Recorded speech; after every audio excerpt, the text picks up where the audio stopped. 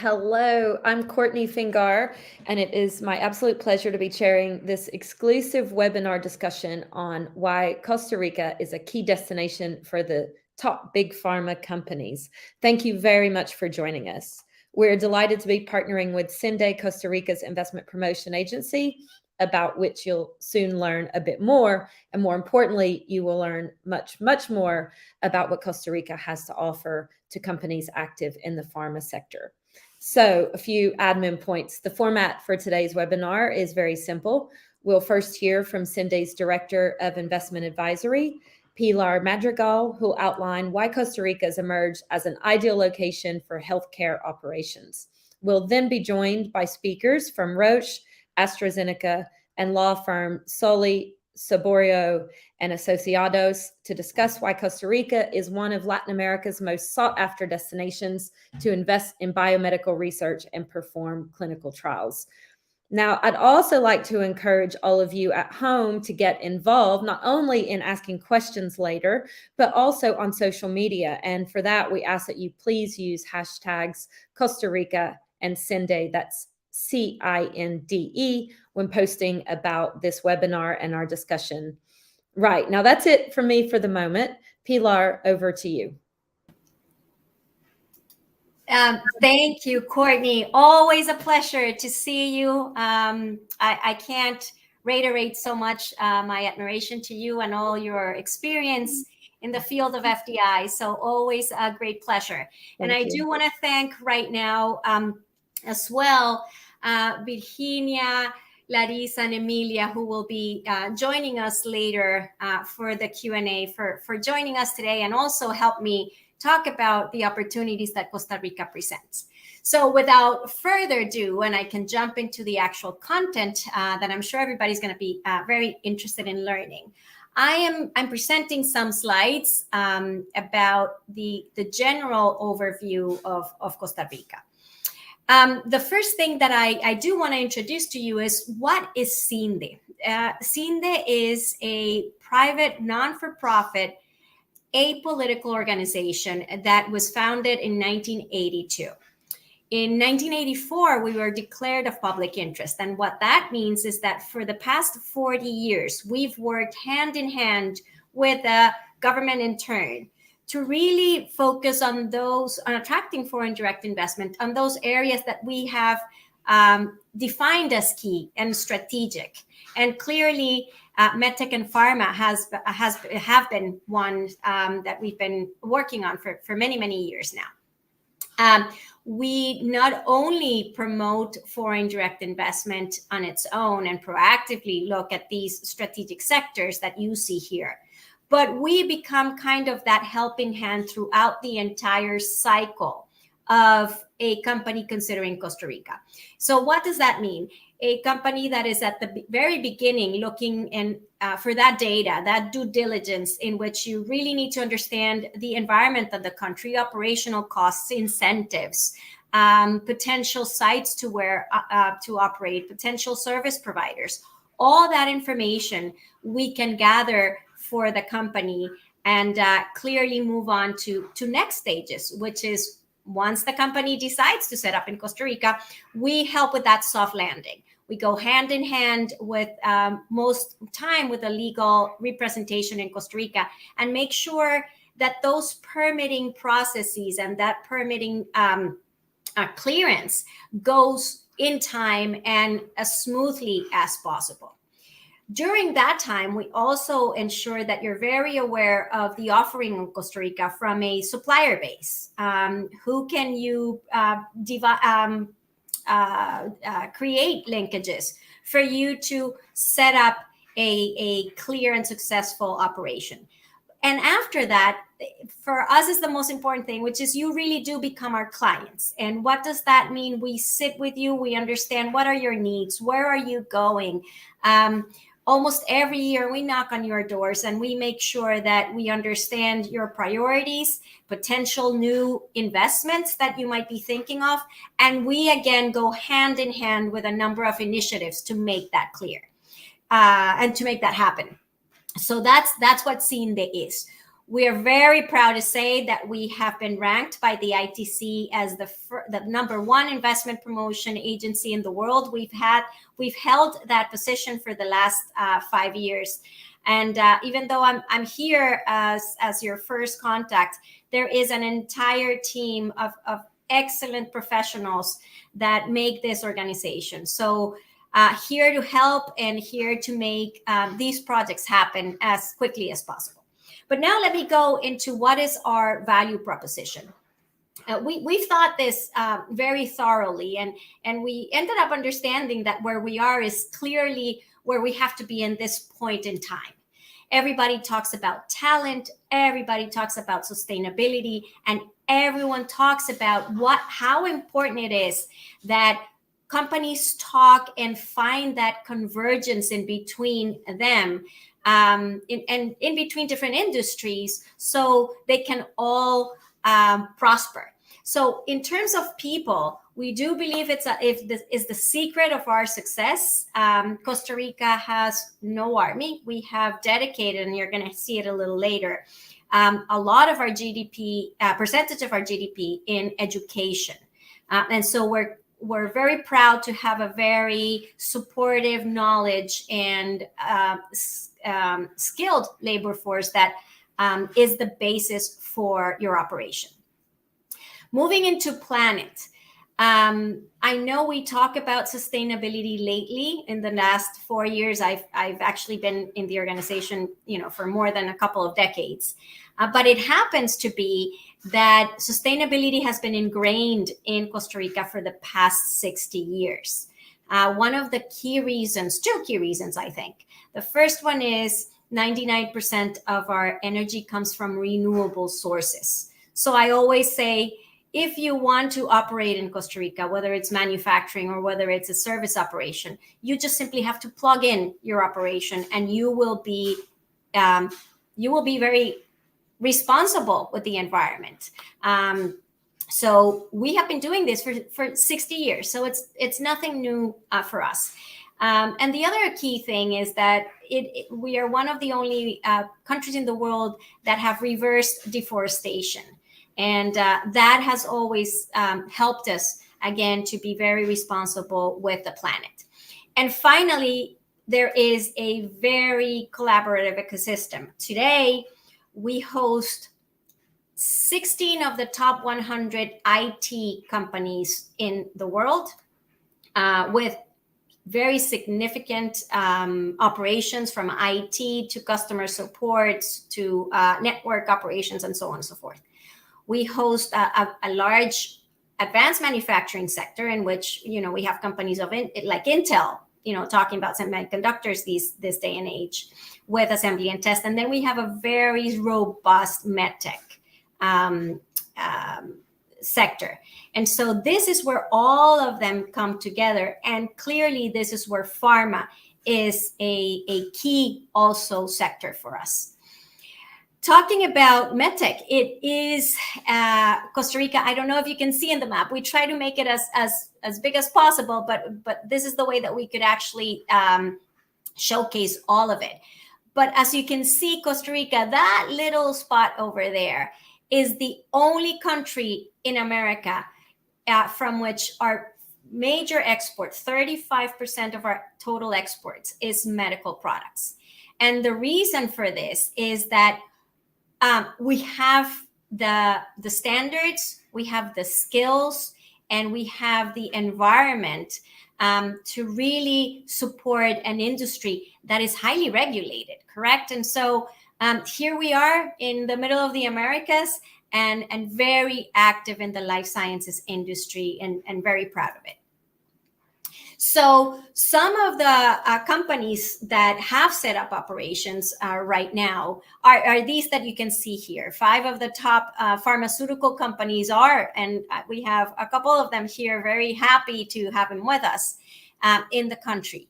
And we have focused right now, and this is what my colleagues of the panel are going to discuss, is about really what is the ecosystem that is flourishing at this time and how that is given turn to clinical trials. But clearly, clinical trials has been one. clinical reporting, adverse events management, extremely important, patient support programs. You can see there pharmacovigilance, advisory, data management, and so on and so forth. So there's a number of support services for that clinical trials that are key. And part of this is because, again, it's a very well-educated labor force that is educated not only to be responsible in the clinical trial process, making sure that they do, in fact, follow the protocol, but we also have a very sophisticated set of healthcare professionals that translate that to the pharmaceutical companies in order for them to be as accurate as possible. Lately, we also just landed a project by Bayer. They will be setting up a manufacturing facility in which it is a combination product. So it is a medtech with a medication, which is a long-term contraceptive. It goes, and it goes with their focus on ensuring the health and well-being globally. It is really to ensure that there is a control on the families that want to make sure that they have Planned Parenthood and there's a responsible way and a sustainable way to do it. They actually branded their product, and it is in Costa Rica because our focus on sustainability. So it goes hand in hand with their values and our values. And we're proud to say that they are setting up a significant facility there. So when I talk about all these services, they are knowledge intensive services. It's not a first approach kind of basic service. It is highly skilled, knowledgeable services that they're doing from Costa Rica. And as you can see, they have been growing at an 18% average year over year. Today, we are exporting more than, and I think I can be bold enough to say that $7 billion as of today of knowledge-intensive services exports. And all of this includes all these services that the pharma companies in clinical trials are taking advantage of and developing in Costa Rica. What is another key? We are in the center of the Americas. Clearly, we have an affinity with the United States. It's our major commercial partner, and we're clearly very, very close. Just a little piece of information, which was last week. I traveled to Santa Clara. I'm based out of New York, and it took me 6 hours and 36 minutes to go from Newark to Santa Clara. It takes me 5 hours to go from Newark to Costa Rica. So we are right there in the same time zone. And because of that near shore scenario, of course, there's been a good infrastructure, educational infrastructure to support people to learn English. So all of these multilingual services, 84% of them are in English. We also have other learning capabilities as Spanish, Portuguese, German, and French. But it is important that they're bilingual, at least bilingual. So you support different markets in Spanish and in English, and potentially other markets as well from the country. I'm here just as an introduction, but of course, as I mentioned, my colleagues are going to go a lot deeper in this. But it's a safe near shore location. We have a record of over 25 years conducting clinical trials.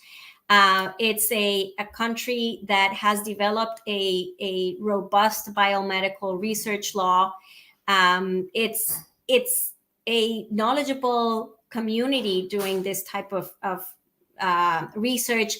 There's short regulatory approval times. We're going to talk a little bit more later. We do, when we prioritize IP, and most importantly, we have a set of incentives that are key for a lot of companies. This is an aggressive tax incentive program that is offered under the free trade zone regime, and that I will not go through it in this presentation, but I'll be more than happy to share more about this with whoever is interested. A little bit about the health profile in Costa Rica. We are 5.1 million people. 20% of them are between 0 and 14 years old. A majority of them are between 15 and 64 years old. So 68% of our population falls into that bracket.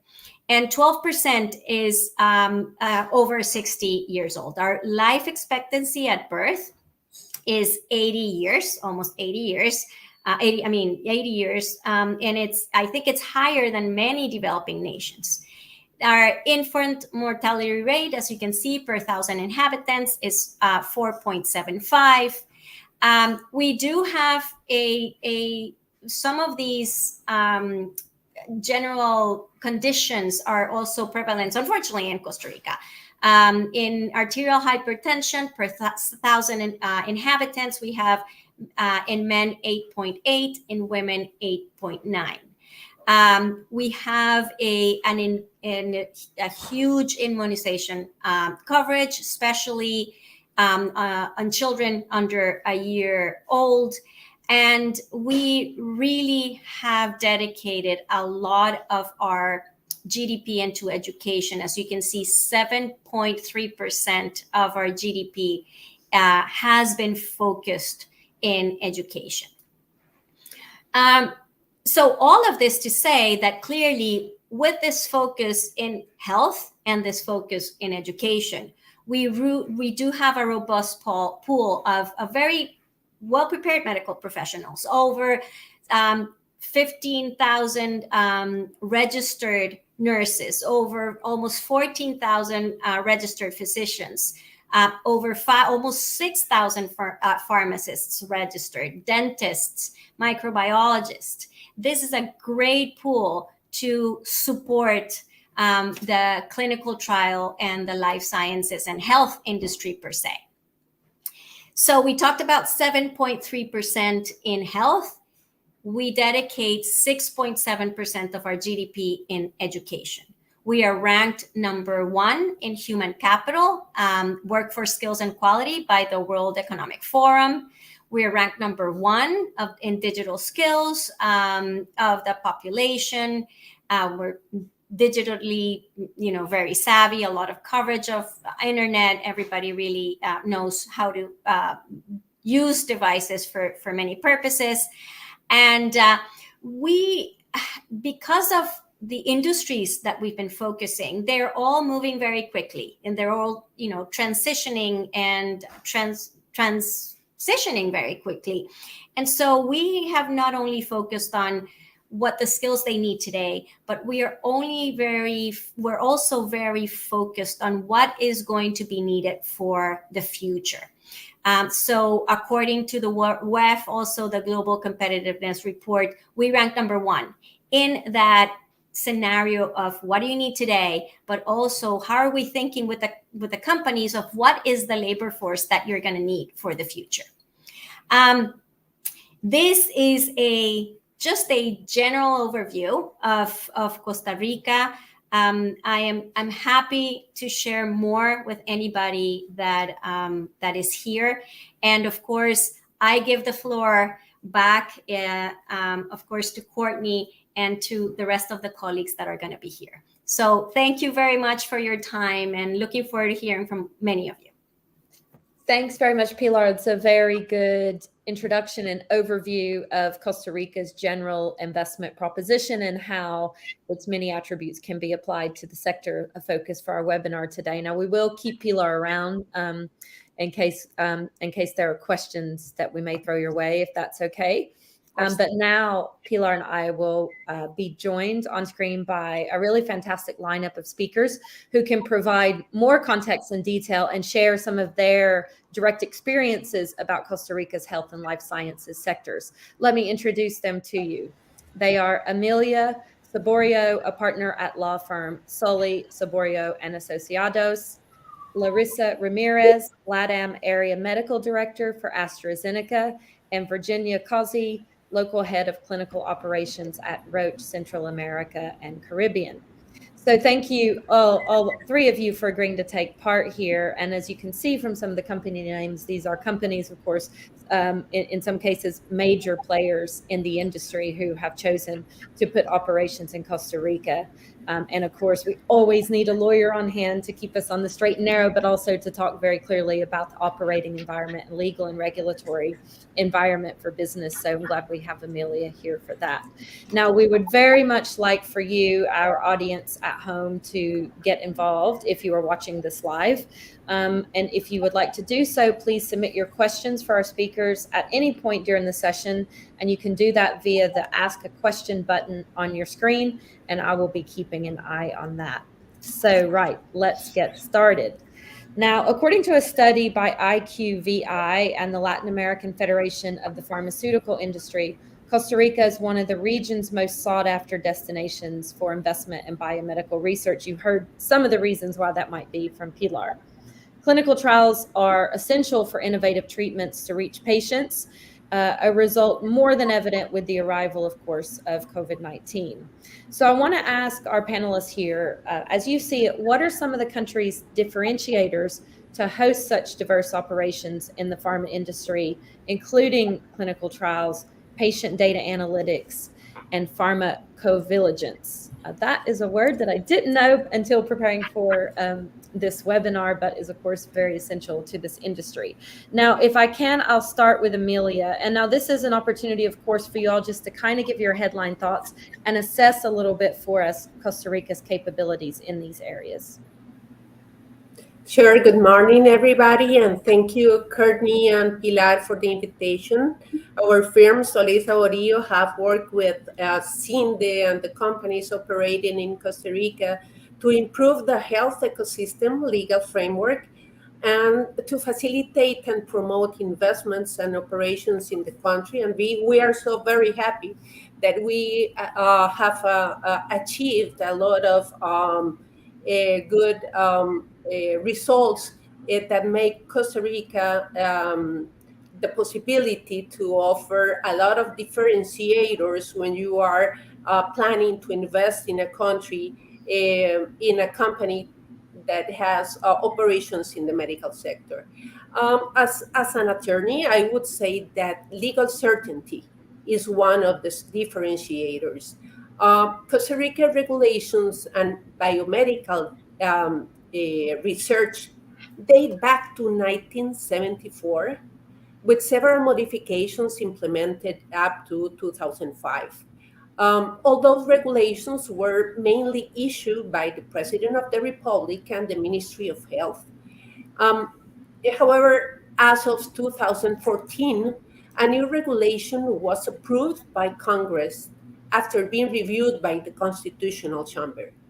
This process of approval ensures stability and certainty to the regulations, since future amendments to the law shall comply with the same approval process. Another differentiator that was already mentioned by Pilar, and that I think it's very, very important, is that we have a life science ecosystem that provides the resources required for high quality biomedical research. We have within this ecosystem well-prepared medical professionals with experience in biomedical research during the last 35 to 50 years. And we have also a health infrastructure throughout the country that ensures the physical accessibility of the population as a whole to the health systems. Additionally, and as a differentiator of the country, we have a public social security system which covers more than 95% of the population, with an implemented electronic record systems that can be used or can be very useful for investigation or clinical research purposes. Besides that, as I told you before, Costa Rica has a lot of research experience. Costa Rica has conducted research of high scientific quality and with important results for health nationally and globally for more than 35 years. Important research has been published in the international journals. This has generated the creation of entire research structure as research institutions, research teams, SMOs, CROs that has worked efficiently and has been enhanced throughout the past 35 years and today finds support in the law. So I think that those are the most important differentiator of Costa Rica.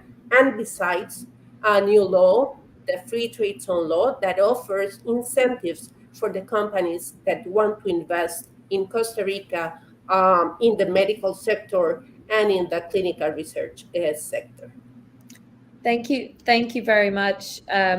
Larissa, what would you add to some of these strengths and capabilities that Amelia's highlighted? Do you agree with her general assessment of the operating environment for companies like yours? Well, first of all, thank you very much for the invitation. I totally agree with what Amelia just said, and I just want to highlight that Costa Rica fosters a very strong ecosystem, healthcare ecosystem, and that's why one of the reasons why. And she also mentioned we highly invest, right? And this was also mentioned by Pilar during his presentation. We have been investing in the healthcare system for quite some time already. So this brings a very good opportunity for us as multinational companies to invest also and to strengthen the opportunities to bring not only clinical research, but also, other types of opportunities and really investing heavily in not only in Costa Rica, but also in Central America. Today, we have more than 70 multinationals from the technology and the pharma industry perspective already hosted in our country that are already producing solutions, and not only from the scientific point of view, but also from the technological point of view and the devices point of view. So right now, Costa Rica is home for 13 out of the 20 principal device companies around the world, and 16 of the top leaders from the technology point of view, and also is the hub for the majority of the multinationals. When it comes to clinical research, right now, I am not only representing Latin America and Costa Rica as well, but we are looking for opportunities for expansion of the clinical research footprint across Latin America. And Costa Rica has, all the things that we are looking for in terms of sustainability, access to data and information, and also a very strong process when it comes to the approval for ethics committees and all the processes related to it. So definitely Costa Rica and as a pharma industry, it's a very good place for us to invest today when it comes to giving the added value of innovation and bringing patients closer to innovation through clinical research. Thank you very much. And Virginia, I'm aware that Roche has been very active in doing clinical trials in Costa Rica. So I'd like to ask, first of all, if you would like to expand upon or add to anything that the previous two panelists have said, but also maybe tell us a little bit about the experiences that Roche has had in terms of doing clinical trials in the country. Yeah, so thank you very much for the invitation. I am very glad to be here with you all. And let me tell you, with Roche, we started clinical trials here in Costa Rica 22 years ago. We started with a small clinical trial that was done on breast cancer. And since then, we have been growing and growing each year.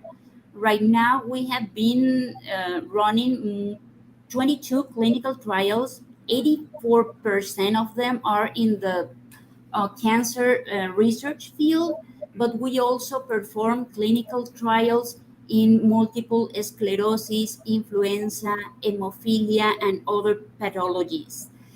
And what we have learned is that Costa Rica is perfect to run clinical trials, and not only late stage clinical trials. I mean, we perform clinical trials also in early stage um, status as phase 2 and phase 3, which are more complex in terms of execution. And for us, it has been a very good experience because we have uh, been able to recruit more than 2,000 patients so far, which is a lot in terms of clinical trials. And what we know is that in terms of regulatory field, we are very fast. We have almost 6 weeks for approval to from protocol submission to protocol approval. In terms of recruitment, we are very good in cancer research field. We have been top recruiters for breast cancer and lung cancer, and also liver cancer. And another thing that is important is that we have a lot of good experience in terms of quality outcomes. So we have been receiving audits and inspections, and the results of them are very good as well. And this is a result of our healthcare system, but also with of our healthcare professionals, right? So for us, it has been a very good experience, and we can't wait to have more and more studies being run in Costa Rica. And another important thing that I didn't mention is that from Costa Rica, we manage all Central America research. So we have a lot of professionals here that are able to manage clinical trials from here to other countries as well, which is very nice. If I may add, sorry to Yeah. interrupt, and this is a very good point, Virginia, because Costa Rica is very well known internationally, mainly for the collaboration. That's one thing. The second thing is that we have highly educated and talented human persons and professionals. And the third one is that we are very well positioned to manage not only Central America but also Latin America, and that's why we also became the hub for some shared service. When you were mentioning pharmacovigilance, Courtney, we have become for different companies, Pfizer, AstraZeneca, Roche as well.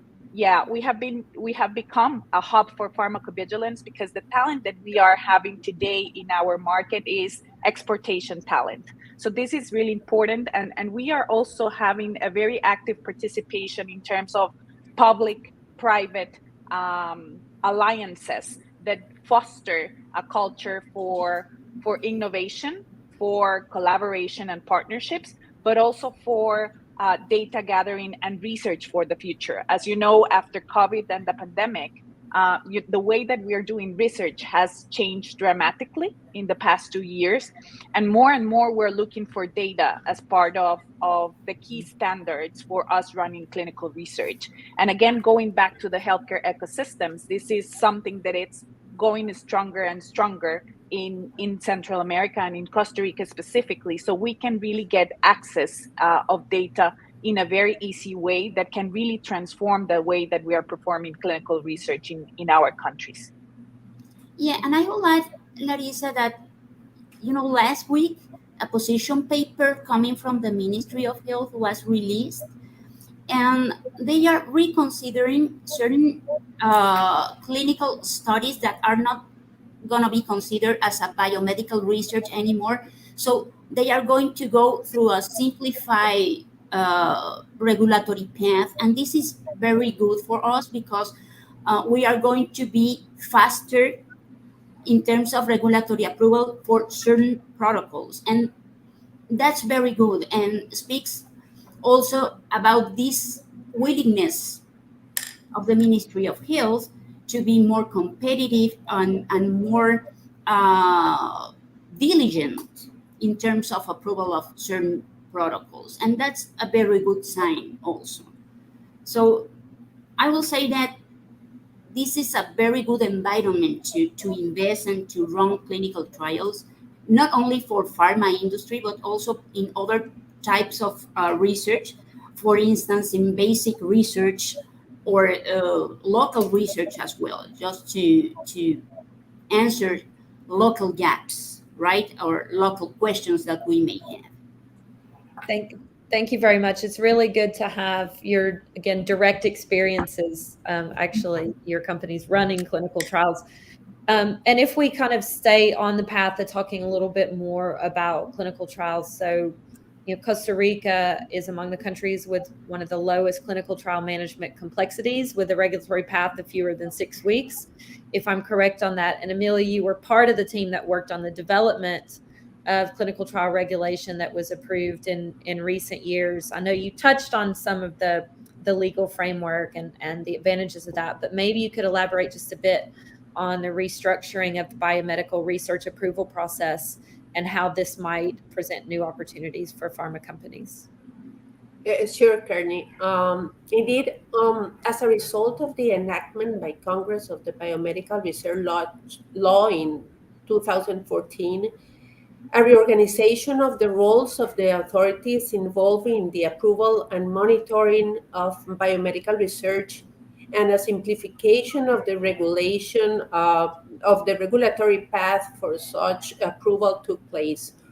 To give you some background, according to the previous regulations, the approval of medical research required the approval of a public or private IRB, and afterwards the approval of the National Council for Health Research, the CONIS, a council that was dependent on the Ministry of Health, that was in charge of approving all research to be conducted in Costa Rica.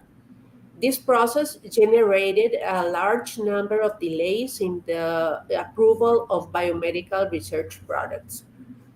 The new law changes this structure for the approval of the clinical research and the biomedical research. And doing this, the new law assigns to the Ministry of Health the determination of the biomedical research policies and the issuance of additional regulations as required to implement the law. With regard to the council, the CONIS, that was in charge of approval of research projects, the new law modifies the legal nature of the council by giving it independence from the Ministry of Health, both political and economic independence, and enhances the independence also by establishing a multidisciplinary constitution of the council with the participation of the public, academic, professional, and community sectors. In addition, the new law assigns to CONIS, this council, the registration and monitoring, but not the approval, of all biomedical research projects. And additionally, the new law grants the council the accreditation of the IRBs and the investigators. These modifications have contributed to the decrease in the approval times for research products and has served to ensure the professional competence and experience of IRBs and researchers, since academic and experience requirements must be submitted for approval by the council. Finally, the new law grants to the IRBs the authority to approve, require modifications, disapprove, and monitor biomedical research. It's only one step for approval of clinical research. This change has multiple positive impacts for the pharmaceutical companies. The reduction time of approval, since the authority for approval that was originally granted exclusively to the Council, as I was explaining before, is now granted to all RIBs, public and private, with certain exemptions that are the phase one clinical research and the bioequivalence studies. This amendment increased the number of entities in charge of research approval, reducing the waiting time for approval. Um, Additionally, the law establishes maximum deadlines that for the approval or rejection of research protocols, which guarantees certainty regarding the approval deadlines. Additionally, the IRBs are obliged by law to audit the biomedical research projects at least once a year, which gives greater certainty about the proper execution of such projects. All of the above has generated a decrease in the deadlines for approval of research and more certainty on the requirements and times, which represents a substantial advantage for pharmaceutical companies that require efficiency in the research and in the research approval process, and also clarity with regard and transparency with regard to the process of approving medical or biomedical research projects. So Thank I think that these are the most important facts that in the law that produces or represents an opportunity for pharmaceutical companies. Thank you. Speed and certainty are two definite good attributes in this area and in others. Larissa, I'll return to you. And if looking a little bit more in a case study respect, AstraZeneca sponsored a clinical trial in Costa Rica related to COVID-19. So I'm interested to hear, because this involved working with patients in real time and is something quite recent and important, I'm curious what some of the lessons were from that. And if I can kind of tack on to that, I'm aware that AstraZeneca also has been very active in working in asthma in private hospitals in the country in terms of conducting studies. And what are the challenges of that type of study as well? So in short, what have you learned from all of this? Not really about these diseases per se, but what have you learned that other companies might benefit from? The first thing, Courtney, is that definitely COVID-19 has led us to a lot of learnings, right? Not only in clinical research, but just the development of the drug was definitely new for us, and it came to market in a very short period of time, something that we have never seen before. That's the first learning. Definitely, the second one it's around the agility and the mindset, right? As Emilia and Virginia mentioned before, Costa Rica fosters a very agile ecosystem. And, in terms of approval processes, everything was really fast. We went through the regular process for private institutions. And for the first time, we were brave enough to go into the public segment, which is a whole different story, right? Because regulations and from the regulatory point of view, the approval processes are very different. But that's where the biggest opportunity to benefit in patients was. And also, we were looking for an understanding of the efficacy of our vaccine and the safety as well, going back to the pharmacovigilance point that we have made before. So in regular terms, we were able to go through the private process with Connie's and everything, and we got the protocol approved in a very short period of time. So around 4 weeks. So in a month, we were able to go from submission to approval to implementation of the project. So very short period of time, something that we have never seen, and in other markets takes around 3 months or even 12 weeks. So it's just to set up, a comparison versus 4 weeks versus 12 weeks. It's a very fast process. The second thing that we have learned is definitely that during pandemic or during COVID times, communication was key, not only with the investigators, but also with the external environment, right? COVID was pretty new for all of us. Vaccination was also pretty new. And people were a little bit concerned about potential safety data in the future, or safety adverse events and so on. So this is something that we have prepared a very strong communication plan with the principal investigator to make sure that all patients were aware about the process and how to communicate adverse events, especially with all the information that was coming from other latitudes as Europe and so on.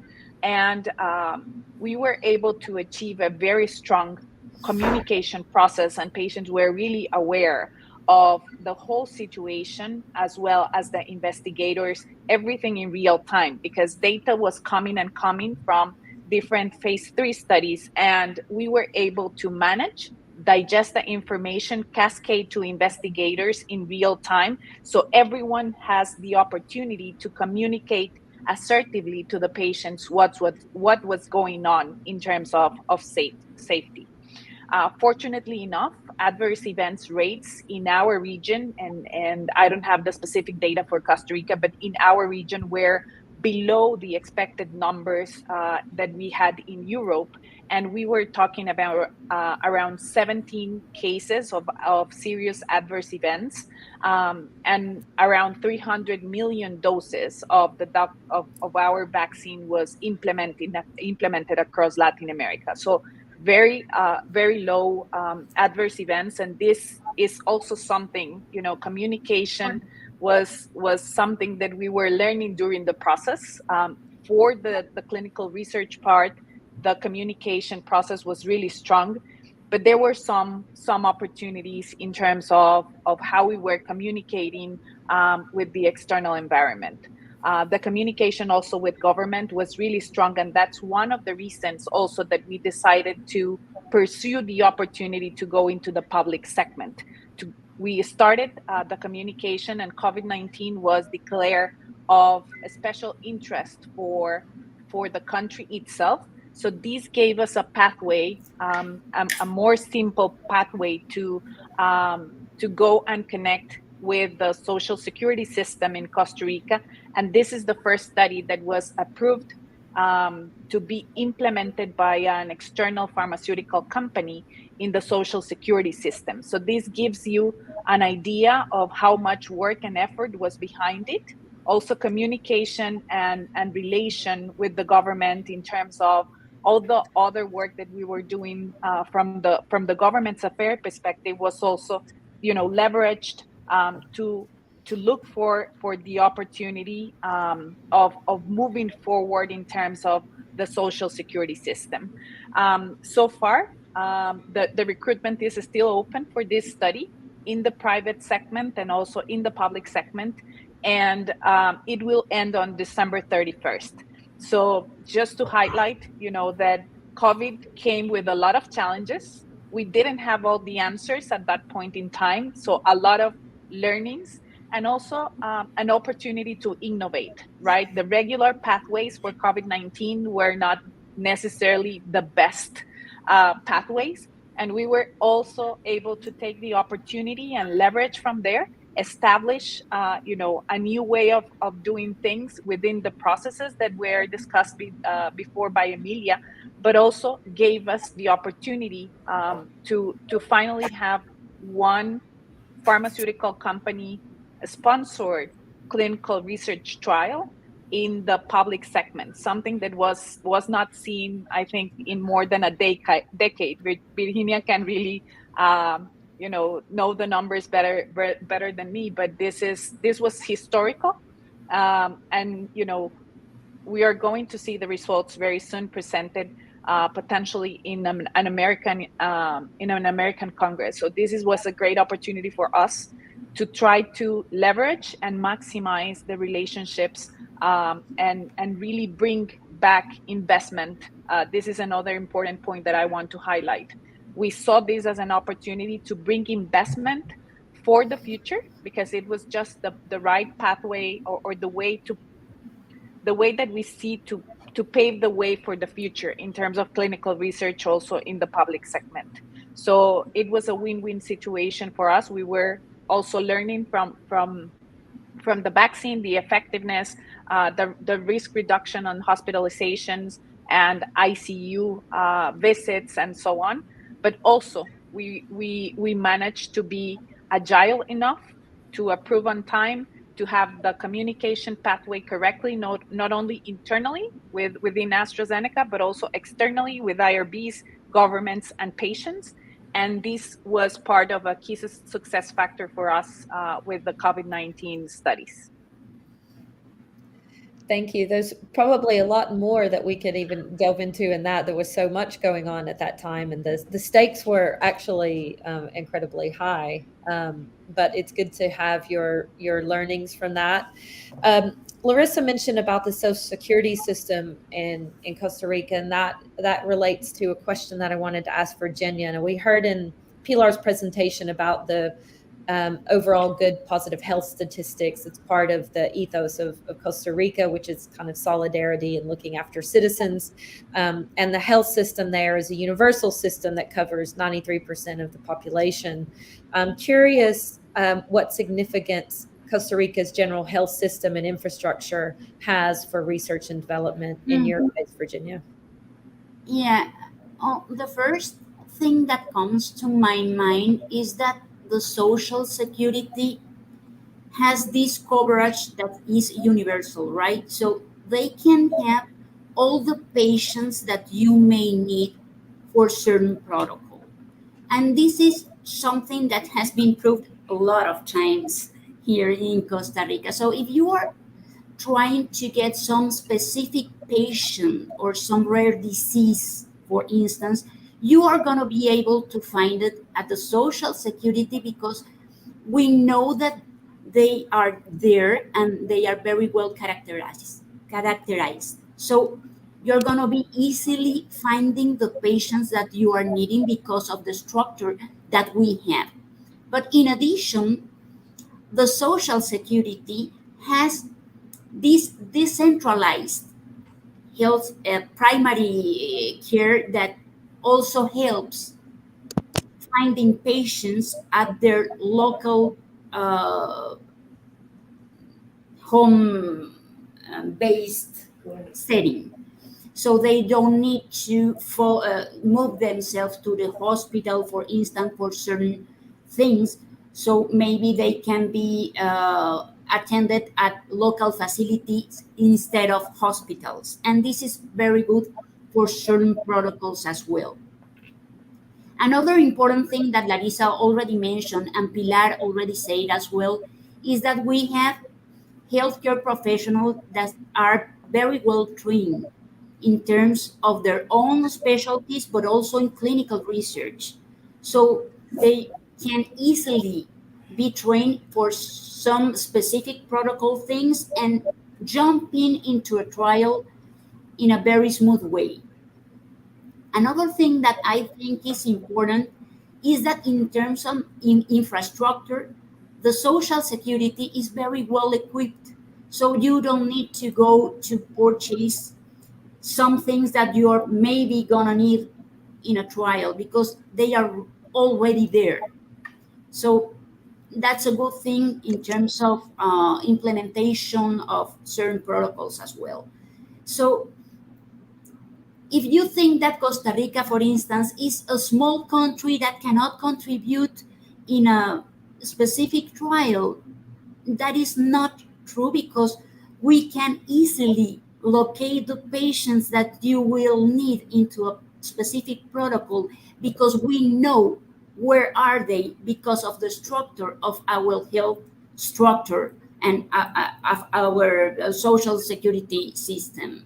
So in our experience, this is a very good thing to have, and it is not a bad thing to have, because we know where the patients are and we can easily locate them. So that's my first thought. I don't know if Larissa has something else to say. Feel free to add something quickly if you would like, Larissa. I think we are on time, but definitely I agree with Virginia, right? In terms of the potential opportunity from the patient's perspective, having a very well known full access system makes a little bit of a difference when we compare with other potential countries in the region or even outside the region.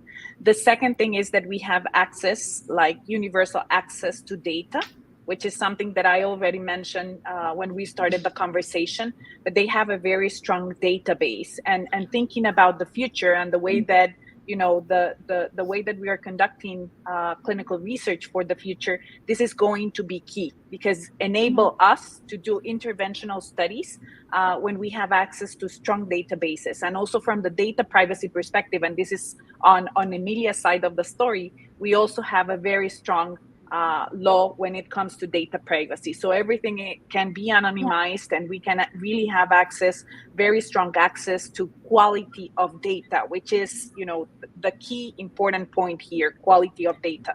And this will bring us also to quality and outcomes for the future that can be measured, very strongly. And we can do follow-up, not only prospectively of these patients, but we also will have the data retrospectively, which sometimes can be challenging in other healthcare systems. So I think, I can talk for hours and hours, and I know Vicky and myself are really passionate about discussing clinical research, and we definitely see an opportunity of bringing investment to Costa Rica, and that's something that we both are committed with, right?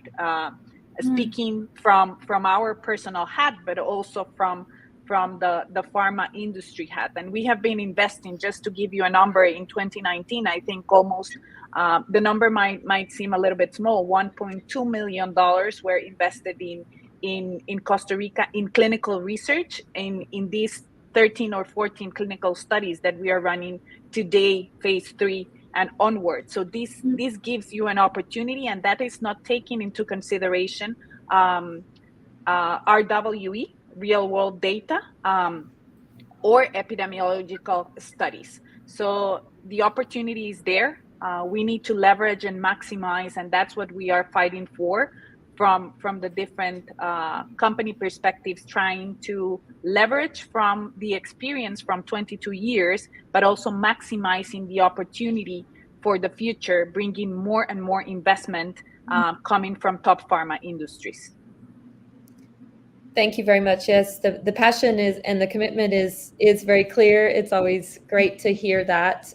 Well, we're coming to time here, unfortunately, so we will need to wrap up. A very quick, elevator pitch from Pilar, and maybe tell us what is Costa Rican government's expectation in terms of the growth of the pharma and healthcare ecosystem in Costa Rica in the next few years. You've got a minute or two for this. Well, it typically takes me a lot more, because I'm also very passionate about what we want. But I think the opportunities are infinite. I think the most important thing that I see is that the pandemic, not only in Costa Rica but in the United States, it made us have a very quick turnaround of things. And I think from a country's perspective, that commitment to be the partner for research, be the partner for what is needed, is where we want to be. So clearly, the rule of law, the commitment of data privacy, the commitment of more and more finding these alliances, not only for what we're talking here, which are regular or diseases that we see, but even on that conversion of pharma and bio. I think that we have a great opportunity here to even do clinical trials on longevity, on mental illnesses, on many other things. And I do believe that that's the focus. The focus is to continue finding new ways, partnering, learning, but also being the hub from Latin America to do these things. So very much looking forward to making all of this happen.